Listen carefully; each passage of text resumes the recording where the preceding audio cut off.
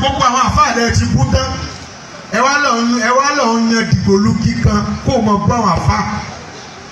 ẹ̀ ń yẹ̀ yẹ́ àfáà àbínú ẹ gbọ́ ẹ̀ ń sọ pé Maulidi ò da gbogbo àwọn olówó rẹ ti kó sọ́wọ́ tán ẹ̀ jẹ́ kí wọ́n wá Maulidi mọ́ ẹ̀ ń pè wọ́n lórí fóònù ẹ̀ wọ́n lọ Maulidi ò da níbi táwọn àfáà òtún ti rí tọrọ kọ́bọ̀ táàfin lò gbé sí ayé. àwọn ń gba sàkálọ́wọ́ àwọn èèyàn fi ń ṣe bísínẹ́sì àdáwò tó káyé nìyẹn ìwé wèrè tí wọ́n ti lọ kà mọ́ tó yẹ orí wọn ń yí gan wọ́n wá ní ìyálàyà ọpọlọ.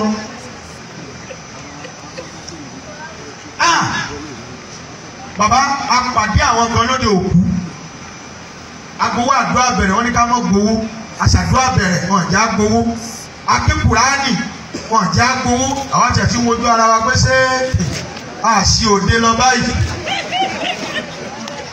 nígbà tí ó yá lábàlá àwọn fẹ́ gbowó ọmọ òrukàn làwọn èèyàn náà pàtó wo pé níwọ̀n kú gbowó àdúrà bẹ̀rẹ̀ wọ́n sì gbowó kùránì àwọn àfáà gidi làwọn eléyìí wọ́n sì bẹ̀rẹ̀ sí ní gbé owó kalẹ̀ ní owó ọmọ òrukàn ó ní 200 pàtàkì lajú $950,000 ti kó ní iṣẹ́ sórí tébù. àwa wo pé tọ̀ èyí tẹ́ ẹgbẹ́ kalẹ̀ yìí náà tún dà àbí bá a kú gbà náà tọ́lọ́ kọ́bẹ̀ sẹ́ni mà dá 20 naira ni ẹ̀yin wá ń rí gbà lódindi méjì sì ní wá ọ̀tọ̀ làwọn ọ̀tọ̀ làwa ṣé ẹ mọ̀ pé tí wọ́n bá ṣe dáadáa ni irú owó yẹn ó yẹ kí wọ́n bẹ̀ sí méjì ni 450 lọ́bọ̀ parí òde ni wọ́n bá gbé $950,000 kó lẹ̀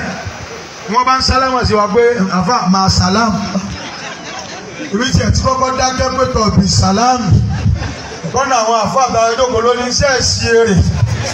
máa sàlámù wèrè ìwò ni owó ọmọ òrukàn tá a padà ṣe bá àwọn ọmọ òrukàn táyì mọ̀ wọ́n yàtọ̀ sí ìta àwọn ọmọ òrukàn táwa mọ̀ ẹ jẹ́ ká bẹ́ẹ̀ sí méjì ẹ kó tí lọ fáwọn ọmọ òrukàn táyì mọ̀ táwa náà kó tiwa lọ sọ́dọ̀ àwọn ọmọ òrukàn wàláhì tàláhì tipátipá ni wọ́n fi fún wa ní 5,000. Allah. ولا تسبوا الذين يدعون من دون الله